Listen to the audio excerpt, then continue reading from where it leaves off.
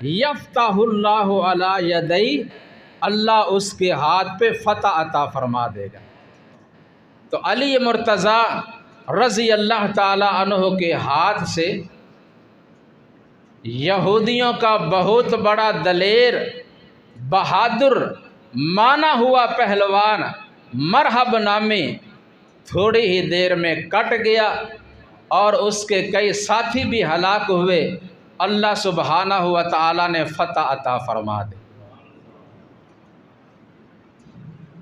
تو یہ جملہ، یہ کلمہ، اگر اس سے علی رضی اللہ تعالی عنہ کی مشکل کشائی کا استدلال کیا جائے تو ایسے الفاظ ہی آپ صلی اللہ علیہ وسلم نے سیدنا خالد ابن ولید رضی اللہ تعالیٰ عنہ کے بارے میں بھی فرمائے تھے، جیسا کہ گزشتہ جمعۃ المبارک کے خطبہ میں میں نے تفصیلاً بات بیان کی۔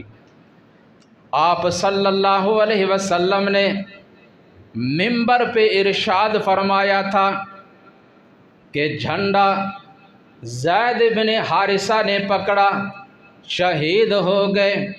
ان کے بعد جعفر ابن ابی طالب نے پکڑا، وہ بھی شہید ہو گئے۔ ان کے بعد عبداللہ ابن رواحہ نے پکڑا، وہ بھی شہید ہو گئے۔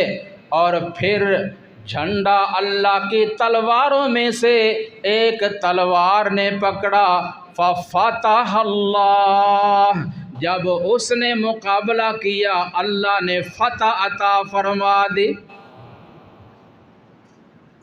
تو 2,00,000 کے مقابلہ میں 3,000 کے لشکر کو اللہ تعالیٰ نے غالب کیا اور دشمن کے شر سے ان کو بچایا۔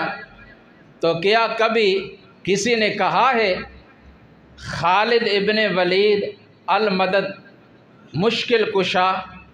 الفاظ تو وہی ہیں جو آپ صلی اللہ علیہ وسلم نے علی رضی اللہ تعالیٰ عنہ کے بارے میں فرمائے تھے، یفتح اللہ علی یدی، وہی الفاظ آپ نے خالد ابن ولید کے بارے میں فرمائے تھے۔ تو نہ خالد ابن ولید مشکل کشا، مددگار، اور نہ ہی علی مرتضیٰ حاجت روا، مشکل کشا، مددگار کون؟ اکیلا اللہ ہی، جن کو مدد کے لیے انہوں نے پکارا، جن کی اللہ نے مدد فرمائی۔ تو اچھا، اس کے بعد یعنی غزوہ خیبر کے بعد تقریباً 5 سال خود رسول اللہ صلی اللہ علیہ وسلم اس دنیا میں زندہ رہے۔ کبھی آپ نے نہیں فرمایا تھا کہ علی نے خیبر فتح کیا ہے لہٰذا ان کو مدد کے لیے پکارا کرو، حاجت روا اور مشکل کشا کہا کرو، نہیں۔ اور نہ ہی کبھی زندگی میں خود علی رضی اللہ تعالیٰ عنہ نے یہ فرمایا، کبھی حکم نہیں دیا کہ میں فاتح خیبر ہوں لہٰذا مدد کے لیے اور مشکل کے اوقات میں مجھے پکارا کرو، مجھ سے مدد مانگا کرو۔ وہ تو زندگی میں لوگوں کو توحید سکھاتے رہے، غیروں سے ہٹا کر ایک اللہ کے در پہ بلاتے رہے، اس لیے اللہ کی مخلوق میں سے کوئی ایک بھی حاجت روا اور مشکل کشا نہیں، مشکل کشا صرف اور صرف اکیلا اللہ ہے۔ تو علی رضی اللہ تعالیٰ عنہ کے صرف خیبر کے اندر ہی نہیں اور کئی میدانوں میں ان کے بڑے عظیم کارنامے ہیں، جرت اور بہادری کی بڑی داستانیں ہیں۔ غزوہ بدر کے اندر بھی، احد میں بھی، احزاب میں بھی، اور پھر جب آپ صلی اللہ علیہ وسلم مکہ سے 10,000 کا لشکر لے کر مدینہ سے مکہ میں پہنچے، آپ صلی اللہ علیہ وسلم نے ان کے 360 نصب کیے ہوئے بتوں کو توڑا، جو کہ اولیاء اللہ کے مجسمے تھے، ان کی تصویریں تھیں، उस वक्त भी आप सल्लल्लाहु अलैहि वसल्लम के साथ अली रज़ी अल्लाह ताला अन्हु भी मौजूद थे और दीगर असहाबे किराम भी। आपने इनको अपने साथ मिलाकर उन सब को तोड़ा, अल्लाह के घर को बुतों से पाक किया और ऐलान फरमाया जैसा कि अल्लाह ने हुक्म दिया, वक़ुल जाअल हक़्क़ व ज़हक़ल बातिल इन्नल बातिला काना ज़हूक़ा।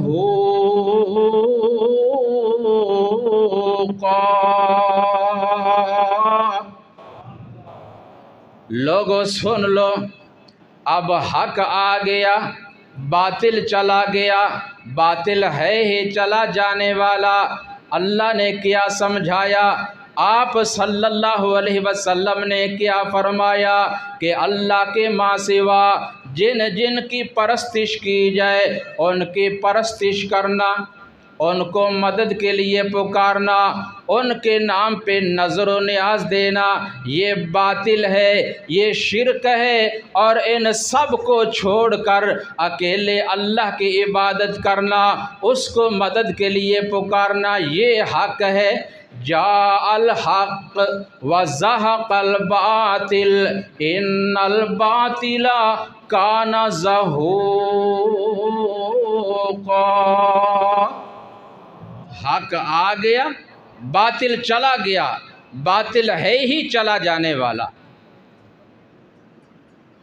तो अली मुर्तज़ा रज़ी अल्लाह ताला अन्हु, जिनके बारे में रसूलुल्लाह सल्लल्लाहु अलैहि वसल्लम ने खुद पेश गोई फरमा दी।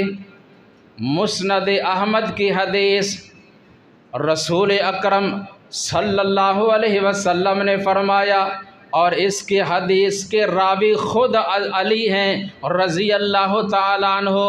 आपने फरमाया था कि ऐ अली, इन्ना फ़ीका मसलुम मिन ईसा, तेरी मिसाल भी मसीह ईसा इब्ने मरियम अलैहिस्सलाम जैसी है। ये किसने फरमाया? मुहम्मदुर रसूलुल्लाह सल्लल्लाहु अलैहि वसल्लम ने। ऐ अली, तेरी मिसाल भी मसीह ईसा इब्ने मरियम जैसी है। वो कैसे? अब गज़तहुल यहूद हत्ता बहतु उम्महु, यहूदियों ने उनके साथ बुग़्ज़ किया और मुखालफत में, अदावत में इतने आगे बढ़ गए कि उनकी माँ मरियम पर बुहतान लगा दिया। व अहब्बतहुन नसारा, और ईसाइयों ने हद से बढ़कर उनसे मोहब्बत की।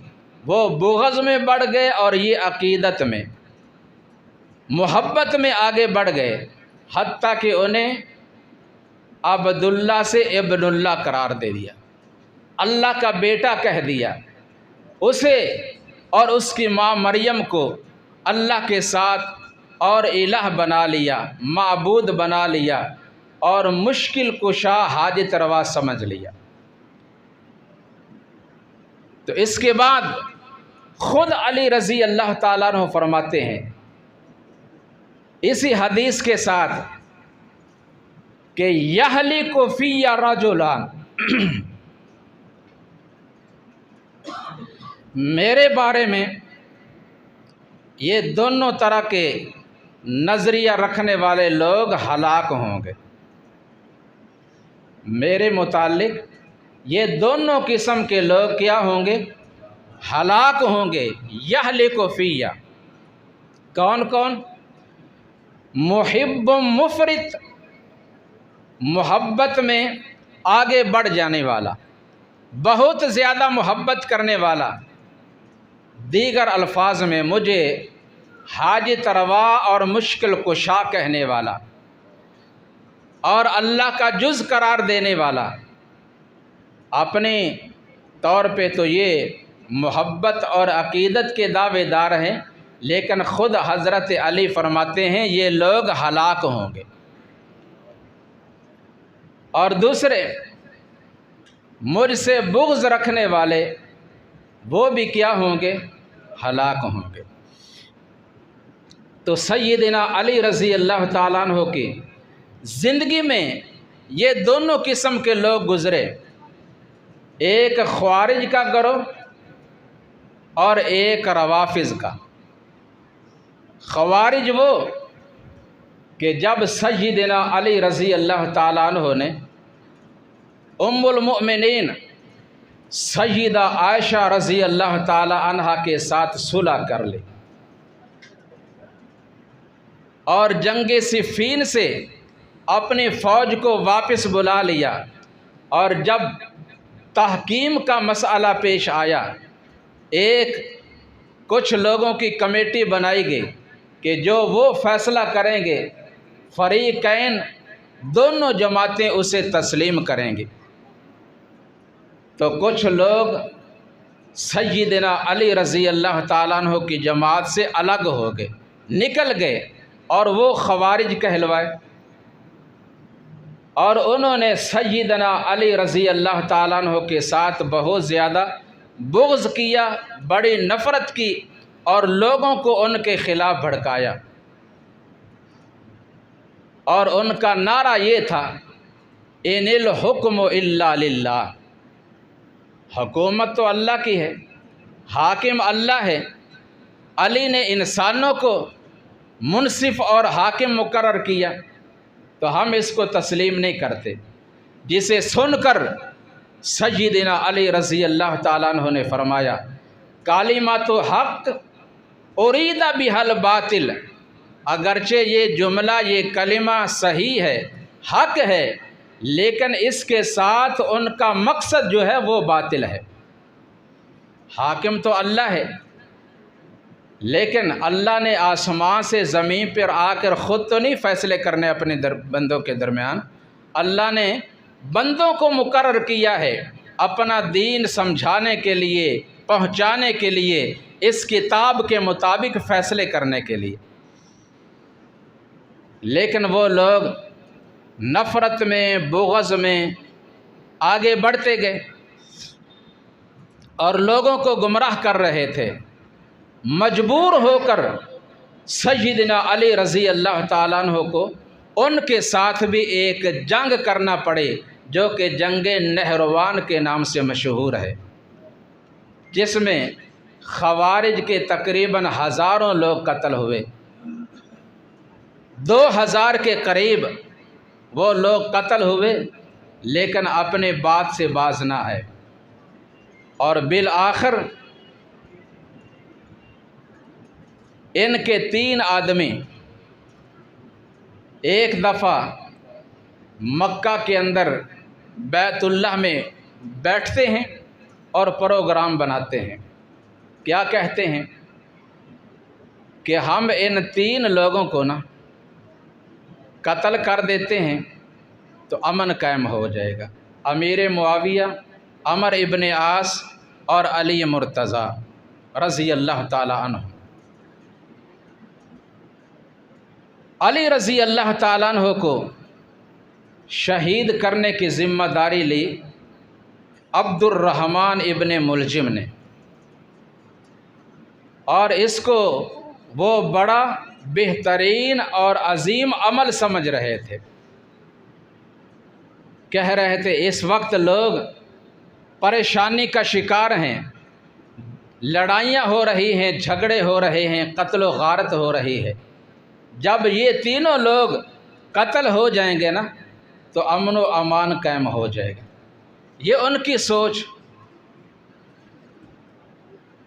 اور اس وقت خوف، بد امنی اور پریشانی بڑے عروج پہ جا رہی ہے۔ حالات کیسے ہیں؟ ہر بندہ، ہر فرد و بشر پریشانی ہے، مہنگائی مہنگائی مہنگائی، بجلی مہنگی، پٹرول مہنگا، چینی مہنگی، دیگر اشیاء خرید و فروخت سے باہر ہیں۔ کیا کریں؟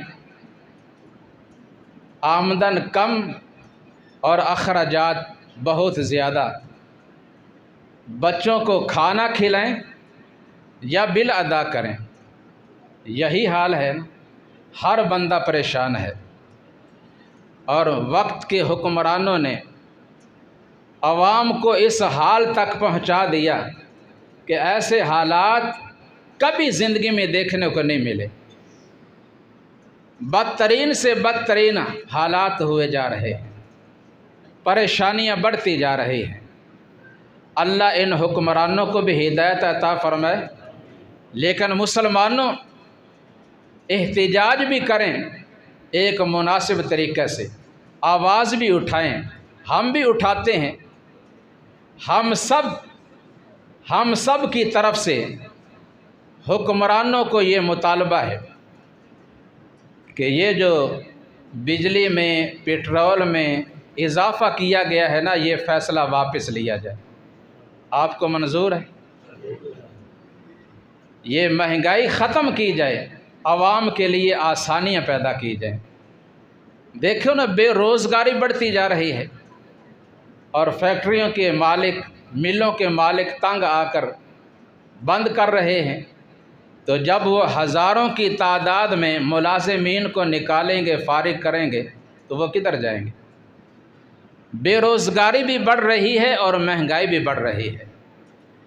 اس لیے اللہ کے لیے سوچیں، نبی اکرم صلی اللہ علیہ وسلم کا فرمان سامنے رکھیں، کلکم مسئول وکلکم، تم میں سے ہر ایک مسئول ہے، ہر ایک نے حساب دینا ہے، ہر ایک سے جو بھی اس کے ماتحت ہے اس کے بارے میں سوال ہوگا۔ تو خلفائے راشدین، ان کے دلوں میں اللہ کا خوف تھا اور احساس تھا اس بات کا، اس لیے وہ کہا کرتے تھے کہ ہمیں اس بات کا ڈر ہے کہ کہیں ہمارے اقتدار کے دوران فرات کے کنارہ پہ اگر ایک کتا بھی بھوکا اور پیاسا مر گیا تو اس کا سوال ہم سے ہوگا۔ انہیں تو کتوں کا بھی فکر تھا جو ایک جانور ہیں، لیکن ادھر تو پھر انسان خود کشی کرنے پہ مجبور ہیں کہ نہیں، اور ہو رہی ہیں۔ تو سیدنا علی رضی اللہ تعالیٰ عنہ، امیر معاویہ اور عمر ابن عاص رضی اللہ تعالیٰ عنہ مجمعین، ان تینوں کو شہید کرنے کا دن اور وقت مقرر کیا گیا، لیکن وہ سچے مسلمان تھے، اصحاب رسول تھے، لیکن ان تینوں کو اس بات کا علم نہیں تھا کہ ہمارے متعلق کیا پروگرام ہو رہے ہیں۔ سب کچھ جاننے والا عالم الغیب کون؟ اللہ۔ دوسرے دونوں اپنی اپنی مہم میں ناکام ہوئے، اور عبد الرحمن ابن ملجم کوفہ میں پہنچا، اس وقت دارالحکومت کوفہ میں تھا، اور وہاں جا کر اس نے اپنے ساتھ ایک اور آدمی کو ملایا، اور وہاں کی ایک حسین اور فاحشہ عورت قطان نامی، اسے بھی جب پتہ چلا تو اس نے اس کا حوصلہ بڑھایا اور وعدہ کیا کہ اگر تو اپنے مشن میں یعنی علی رضی اللہ تعالیٰ عنہ کے قتل میں کامیاب ہو گیا تو میں تیرے ساتھ شادی کر لوں گی۔ اپنے آپ کو پیش کر رہی ہے۔ اللہ اکبر۔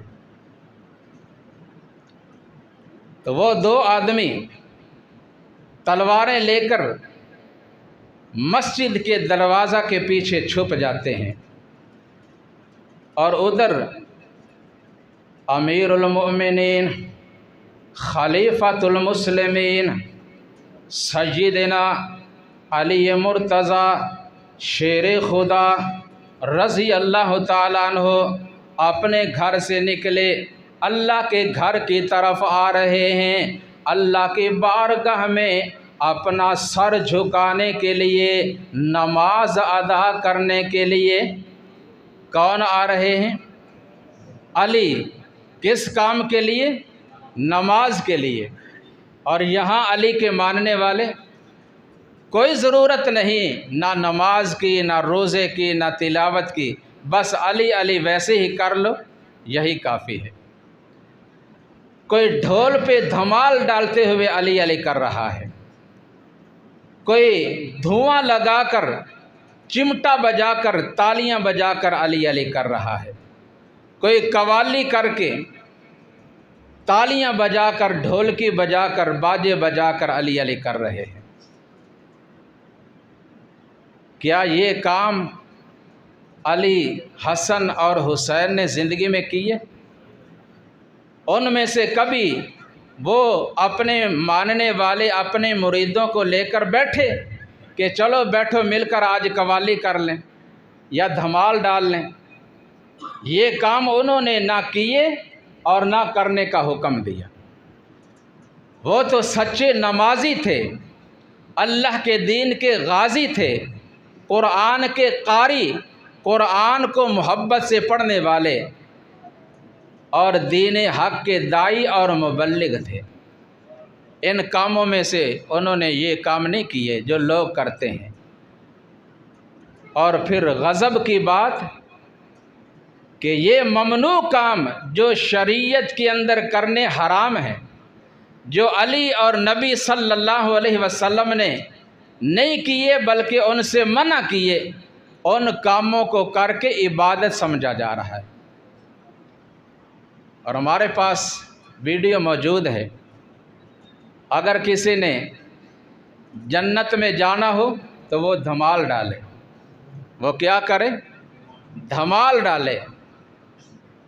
جس نے جنت میں جانا ہو وہ دھمال ڈالے، اور دھمال ڈال رہے ہیں لوگ اس کے ارد گرد، مرد بھی ڈال رہے ہیں، عورتیں بھی ڈال رہی ہیں اکٹھے، مرد بھی اور عورتیں بھی۔ اور پھر وہ کہنے والا کہتا ہے کہ جس نے دھمال نہ ڈالی وہ علی کا منکر ہے، اور علی کا منکر کبھی جنت میں نہیں جائے گا۔ تو علی کا ماننے والا ان کے نزدیک وہ ہے، مرد ہو یا عورت، جو دھمال ڈالے اور ناچ ناچ کر لوگوں کو دکھائے۔ اور پھر اس سے بھی بڑھ کر غضب کی بات جسے دیکھ کر رونا آتا ہے، اور شرمناک بات کہ ننگے ہو کر دھمال ڈال رہے، کپڑے اتار کر ننگے ہو کر ناچ رہے ہیں، دھمال ڈال رہے ہیں، نعرے لگا رہے ہیں، اور کہتے ہیں ہم ہیں علی کو ماننے والے۔ تو کیا علی، حسن و حسین رضی اللہ تعالیٰ عنہم، ان کی یہ تعلیم تھی؟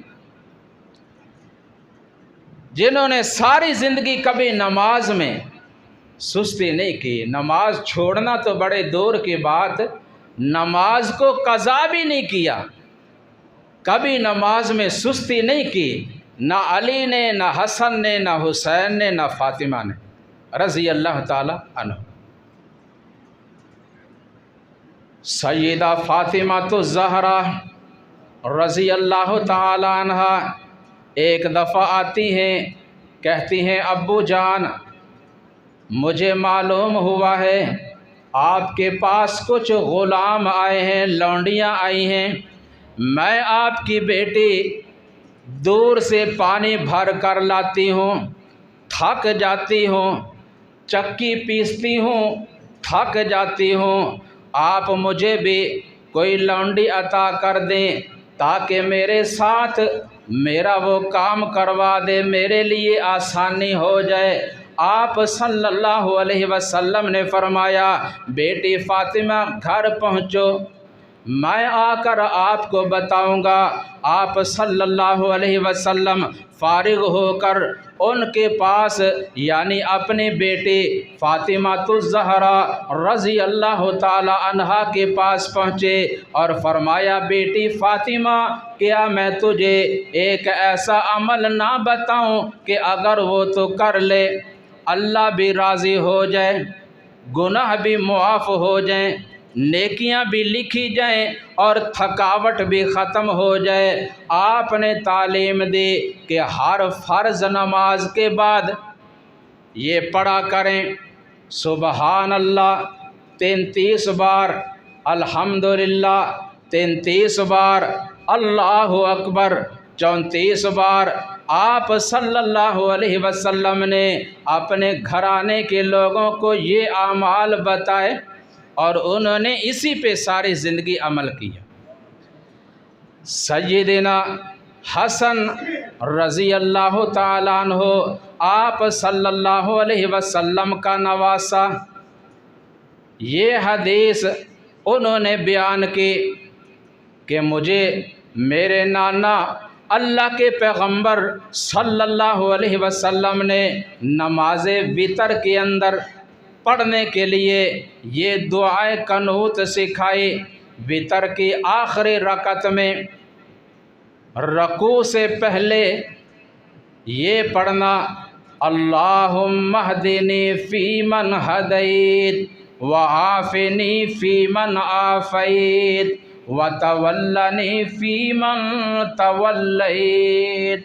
عام لوگوں کو بس وہ دوسری دعا ہی یاد ہے، اللہم انا نستعینک ونستغفرک، صرف وہی پڑھتے ہیں، لیکن یہ دعا اس کی سند بالکل صحیح اور روایت کرنے والے نواسہ رسول حسن ابن علی رضی اللہ تعالیٰ عنہ کہ میرے نانا نے نماز وتر میں پڑھنے کے لیے مجھے یہ دعا سکھائی، اللہم اہدنی فیمن ہدیت وعافنی فیمن عافیت وتولنی فیمن تولیت وبارک لی فیما اعطیت وقنی شر ما قضیت فإنک تقضی ولا یقضی علیک انہ لا یذل من والیت ولا یعز من عادیت تبارکت ربنا وتعالیت۔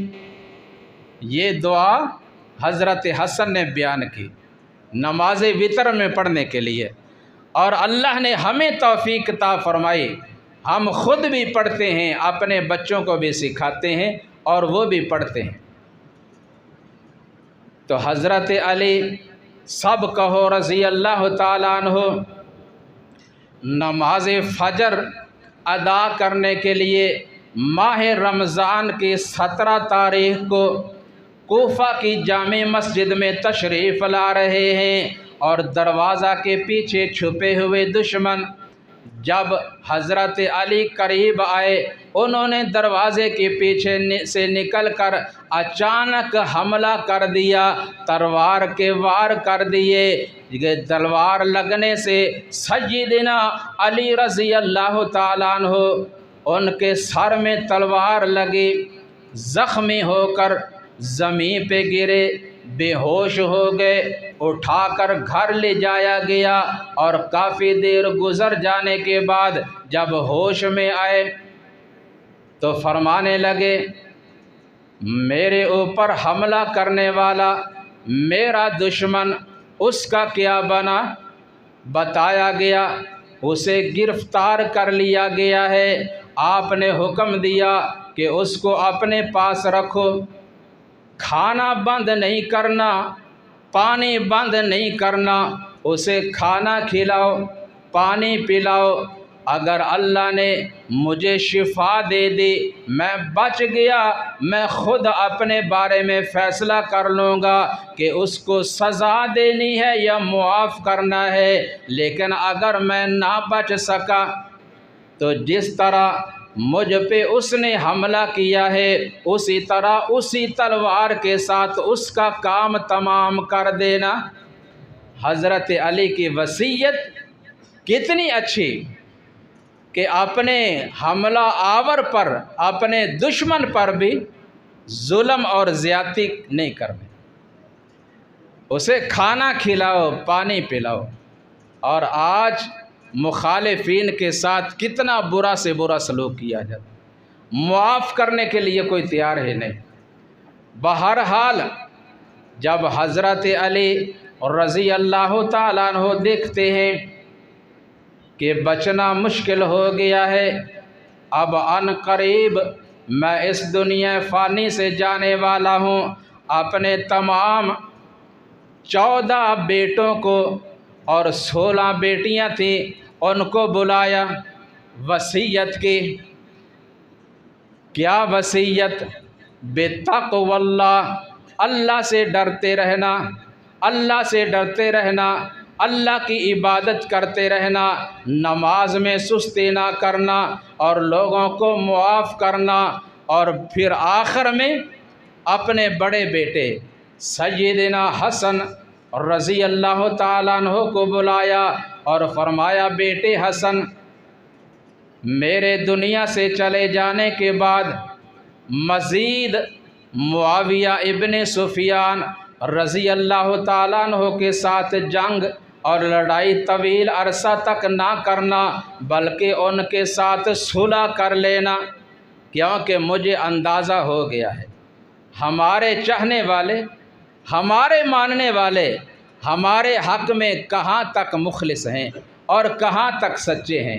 یہ غدار اور بے وفا لوگ ہماری جماعت میں چھپے ہوئے ہیں، اور ان کے الفاظ اگر ہم درختوں اور پہاڑوں کی تعداد کے برابر بھی لشکر لے کر امیر معاویہ کے خلاف میدان میں پہنچیں، پھر بھی ہم غالب نہیں آ سکتے۔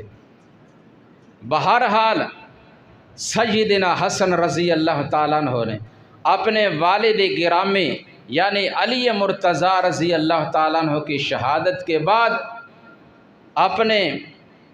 اپنی جماعت کے لوگوں سے بیعت لی، لیکن اس شرط پر کہ جس کے ساتھ میں لڑوں گا اس کے ساتھ تم بھی لڑو گے، اور جس کے ساتھ میں صلح کروں گا اس کے ساتھ تم بھی صلح کرو گے۔ اور پھر تھوڑے عرصہ کے بعد ہی حضرت امیر معاویہ کے ساتھ انہوں نے صلح کر لی، اور دونوں بھائیوں نے جو مشہور ہیں حسن اور حسین رضی اللہ تعالی عنہما، انہوں نے امیر معاویہ کے ہاتھ پہ بیعت کر لی۔ جب انہوں نے بیعت کر لی، دوسرے بھائیوں نے بھی کر لی، اور جو صحیح مسلمان تھے ان سب نے امیر معاویہ رضی اللہ تعالیٰ عنہ کے ہاتھ پر بیعت کر لی۔ اللہ سبحانہ و تعالی ہمیں اہل بیت کے ساتھ، تمام اصحاب کرام کے ساتھ سچی محبت کرنے کی اور ان کے نقش قدم پہ چلنے کی توفیق عطا فرمائے۔ سبحان ربک رب العزت عما یصفون وسلام علی المرسلین والحمد للہ۔